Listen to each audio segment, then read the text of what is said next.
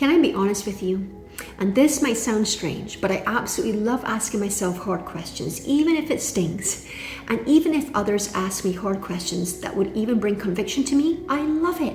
Ask anyone that truly knows me and they will say, oh yeah, Mel loves when God corrects her. Can I even say that my life actually depends on it? Conviction is beautiful to me because when he corrects me, it always helps me to see where change is needed, and it's also an invitation for me to come up higher and look more like Jesus. So these hard questions I love. They get me thinking about my walk with God, my relationship, my behavior. Am I growing? Am I maturing? Am I pleasing God with this one life he gave me to live for him on earth and to share what I've learned with others? Do you know that asking yourself hard questions can bring revelation, growth, character improvements, conviction, which lead to change and so many other beautiful things? Don't be scared to be confronted with hard questions. So these are some tough questions I have asked myself over the years. Things like, is Jesus enough in your life? Or are you still relying on the world's ways of doing things and looking for the approval and praise of mankind? Are you living a life that pleases the Lord in all your actions and words? Or are you living according to your own feelings, allowing them to dictate how you behave and speak? Remember, we have to use self-control and discipline over our mouths and behaviors. Are you loving well? Are you showing patience and mercy with how you treat people? This also takes self-discipline. Are you speaking words of life or speaking words of death? What are you speaking over yourself, over situations and others? Are they edifying, encouraging? Are they words of life and hope? Another question is there anything with your behavior that you could improve on? If so, take it to God, place them at the altar, asking for his help to bring change in your heart. Now, this one is hard. What are your true motives? Why do you do what you do and say what you say? If you are honest with yourself with this, then you will see where certain motives deep down inside weren't pure and selfless. Then you will see where change is needed because God knows and sees all. We can't deceive him. He knows why we do what we do. Another question is, are you living in full surrender to him, meaning obeying him no matter the cost? We must refuse to blend in with the world because we have surrendered. So we now should desire to stand out and shine our light in this dark world, even if it means being persecuted or mocked. Another hard question is, how do we behave when life doesn't go our way? When life throws curveballs we didn't see coming?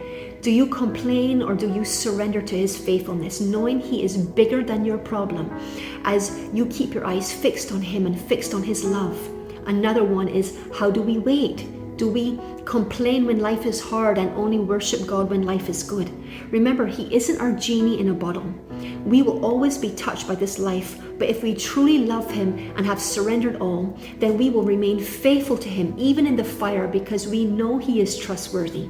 We won't blame him for when things go bad or seem unfair because we know he is love, we know he is kind and compassionate and only wants the best for us, and he is fighting our battles for us. He is not the source of our pain, but he is our comforter through the pain. Another important question is, do you have a heavenly, eternal perspective, or are you blinded by today's pain and struggles and can't even see past tomorrow? When we have an eternal perspective, it changes the way we look at others, how we look at God, and how we look at storms in our life. It makes hard challenges we go through bearable because we know that when the storm is all over, as every storm has an end, we won't just focus on how hard and horrible that storm was, but because we see with a heavenly perspective, therefore we now have an understanding of why we went through what we did. We see the lessons that were learned in the storm and how we grew and strengthened. And so now we trust in God's timing and ways of doing things, which is only for our best interests now and for the future storms to come. Having an eternal perspective helps us trust the process that God has for us. And also having an eternal perspective, we will understand that every day, whether there's a storm or not, there is opportunity for growth and lessons to be learned. We want to finish this race well because we realize that in this short life, with the storms we go through, when our life is finished here on earth, we will live eternally with him in perfection and bliss. No more suffering, no more pain. Therefore, it makes me say to myself, I can do this. I can finish this race, whether it's 80 years or more, because he is my reward eternally. What's 80, 85 years of challenges here and there when I will live on eternally forever with him in forever with joy and laughter? So these are some hard questions we can ask ourselves and work on so we can live a life pleasing to him as we grow and mature. Every day of life is an opportunity to learn and be transformed in our minds. And this doesn't happen overnight. It's a process. And believe it or not, when life can be difficult and painful sometimes, it's in those moments our true heart is exposed. It's in those tough times that show how we really think and feel. So therefore, it's great opportunities of lessons to be learned about ourselves and an opportunity to exercise self-discipline to do and behave the right way in God's eyes. I look at storms differently now. I don't welcome them, but I understand when they approach, there's always a test and a lesson to be learned. Don't despise the process.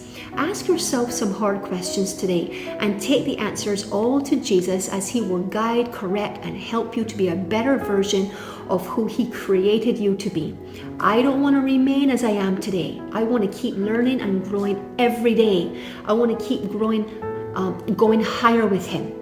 So yes, I'm not afraid to ask myself hard questions.